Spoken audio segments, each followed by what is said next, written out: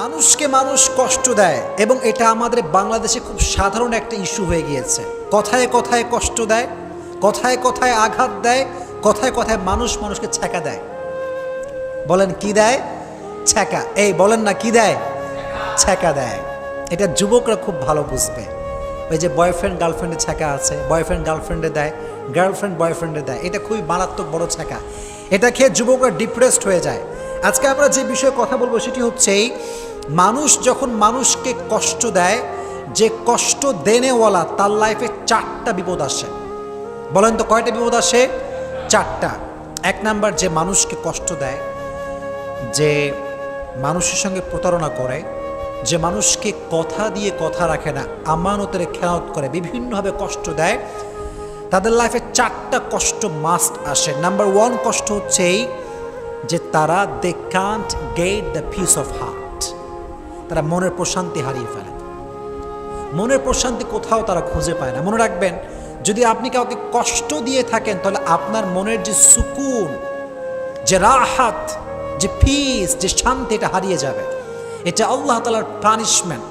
একজন বান্দা যখন আর একজন বান্দায় কষ্ট দেয় তখন আল্লাহ তাআলা তার হৃদয়ের সমস্ত শান্তি কেড়ে নেন। তার হৃদয়ে কোনো শান্তি থাকে না।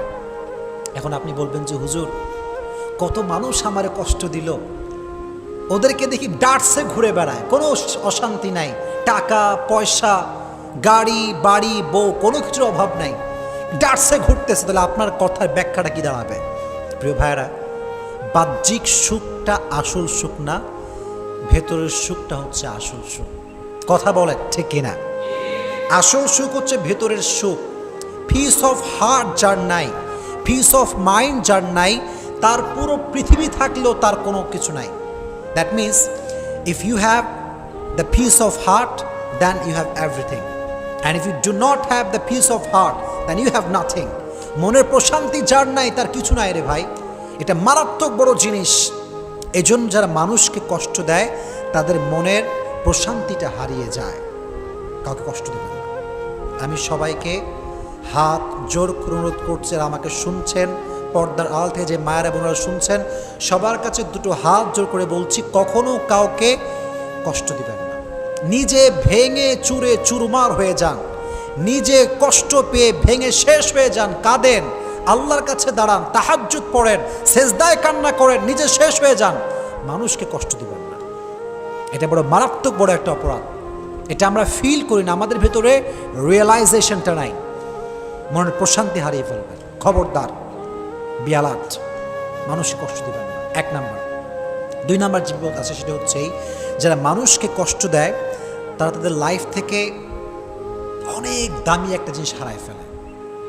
এটা আমি আমার রিয়েল এক্সপিরিয়েন্স থেকে বলছি, দেখে বলছি, বুঝে বলছি। যারা মানুষকে কষ্ট দেয় তারা তাদের লাইফের সবচাইতে মূল্যবান জিনিসটা একটা সার্টেন পিরিয়ড সে হারিয়ে ফেলে, হারায় যায়, বুঝেও না, মানুষ টেরই পায় না, আল্লাহ কেড়ে নেয়। এটা করবেন না। যদি নিজের ফেভারিট জিনিস হারাতে না চান, প্রিয় জিনিস যদি হারাতে না চান, মানুষকে কষ্ট দিবেন না। এটা খুব খারাপ, এটা খুব মারাত্মক জঘন্যতম অপরাধ। কোরআনে আল্লাহ তাআলা বলেছেন, ওয়াল্লাযীনা ইউযুনাল মুমিনিনা ওয়াল মুমিনাত বিগাইরি মাকতাসাবু ফাকাদ ইহতামালু বুহতানান ওয়া ইসমান মুবিনা। যেই বান্দারা একজন মুমিন বান্দাকে অথবা একজন মুমিনা বান্দিকে কষ্ট দেয় তারা প্রকাশ্যে গুনাহ বহন করে। কোনো কারণ ছাড়া দেখবেন মানুষ মানুষকে ব্লেম করে, অপবাদ দেয়, তহমত দেয়, অথচ সে অপরাধটা করেই নাই সে। আল্লাহ বলছেন তারা প্রকাশ্যে গুনাহের বোঝা বহন করে। কষ্ট দিবেন না, কাউকে কষ্ট দিবেন না। নিজে কষ্ট পেয়ে শেষ হয়ে যান, কান্দেন, পাগলের মতো চিৎকার করেন, যাই হোক না কেন, মানুষে কষ্ট দিবেন না। 2 নাম্বার বিপদ। 3 নাম্বার যেটি ঘটে সেটি হচ্ছে যে মানুষকে কষ্ট দেয়, মানুষের মন থেকে আল্লাহ তাআলা তার ভালোবাসা দূর করে দেয়। যদি আপনি আমাকে কষ্ট দেন, আমি কষ্ট পেলাম, অনেক কষ্ট পেলাম, আপনি মনে রাখবেন এটার ব্যাড ইফেক্ট যেটা আপনার লাইফে ঘটবে সেটি হচ্ছে মানুষের মনে আপনার জন্য কোনো ভালোবাসা থাকবে না। এই আপনি দেখবেন যারা সমাজে মানুষে গালি দেয়, রুড বিহেভ করে, এদের থেকে মানুষ অলওয়েজ ডিস্টেন্স মেনটেন করে চলে। ওদের কাছেও মানুষ জানে। কারণ কি জানেন? আল্লাহর ধরা সবচেয়ে বড় ধরা। আল্লাহর ধরার মতো বড় ধরা পৃথিবীতে আর কোথাও নাই। এই জন্য যখন মানুষকে কষ্ট দিবেন, মানুষের হৃদয় থেকে আল্লাহ তাআলা আপনার প্রতি যে রেসপেক্টটা ছিল, যে সম্মান ছিল, যে লাভ ছিল, এটা আল্লাহ দূর করে দেবে। এটা হচ্ছে 3 নাম্বার বিপদ। আর last and final, and that is very dangerous, very dangerous. সেটা কি? এদিকে তাকান, আমার চোখে চোখ রাখেন, কথাগুলো বোঝার ট্রাই করেন। যখন আপনি মানুষকে কষ্ট দিবেন, কবরে আপনার তওবা করেছেন, আল্লাহর কাছে কান্নাকাটি করেছেন, তাহাজ্জুদ পড়েছেন, আজীবন আল্লাহর কাছে তওবা করতে করতে আপনার সব গুনাহ মাফ হয়ে গেছে, মাশাআল্লাহ, দ্যাটস ভেরি অ্যামেজিং, সব মাফ হয়ে গেছে, খুব ভালো। কিন্তু যদি আপনি মানুষকে অজান্তে কষ্ট দিয়ে থাকেন, এই গুনাহটা ক্ষমা হবে না, এটা ক্ষমা হবে না। বিকজ হক যেটা আছে এটা 2 প্রকার। একটা হচ্ছে হকুল্লাহ, একটা আল্লাহর হক, আর একটা হচ্ছে হকুল ইবাদ, বান্দার হক। আল্লাহর হক, নামাজ পড়বেন, পড়েন নাই, তওবা, ক্ষমা করে দিবে আল্লাহ। আপনার আল্লাহর হক, সামর্থ্য হয়েছে হজ করতে হবে, করেন নাই, আল্লাহ ক্ষমা চাই, তওবা করলাম, আল্লাহ আবার করব, আল্লাহ মাফ করে দিবে। এটা ক্ষমা হতে পারে। বিকজ আর রহমান আর রহিম, he is the most merciful, the most gracious, the most kindful, সবচাইতে দয়াময়, সবচাইতে মায়াময় একজন। জবান খুলে বলেন তিনি কে? আল্লাহ হচ্ছেন সবচাইতে মায়াময়। এটা ক্ষমা হতে পারে।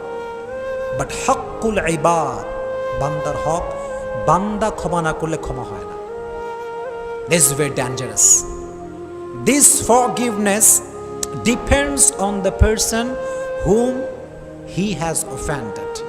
আপনি যাকে কষ্ট দিয়েছেন, যেই ব্যক্তি যাকে কষ্ট দিয়েছে, এটার ক্ষমা এক্স্যাক্টলি ওই ব্যক্তির উপর নির্ভর করে যাকে সে কষ্ট দিয়েছে।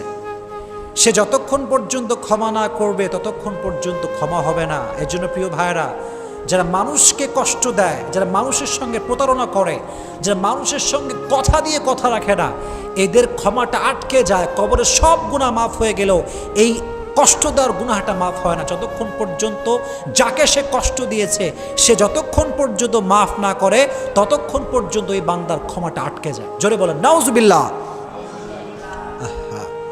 আমাদেরকে আল্লাহ হেফাজত করুক, আল্লাহ আমাদেরকে আমানত রক্ষা করার তৌফিক দান করুক। আপনারা সকলেই পড়েন আমিন। কথার মাধ্যমে কষ্ট দিবেন না, আঘাত দিবেন না। যতটুকু পারা যায়, your behavior should be soft, should be normal. When you are talking about Quran and Sunnah, your face should be smiling. When you are talking about the Hadith, you have to give your speech according to Quran and Sunnah. যখন যা করছেন সব কিছুতে 2টা source থাকবে, একটা কোরআন আর একটা সুন্নাহ। যদি বলেন কয়টা সোর্স? কোরআন 1 নাম্বার, 2 নাম্বার কি? সুন্নাহ। মাশাআল্লাহ, এটা ফলো করবেন।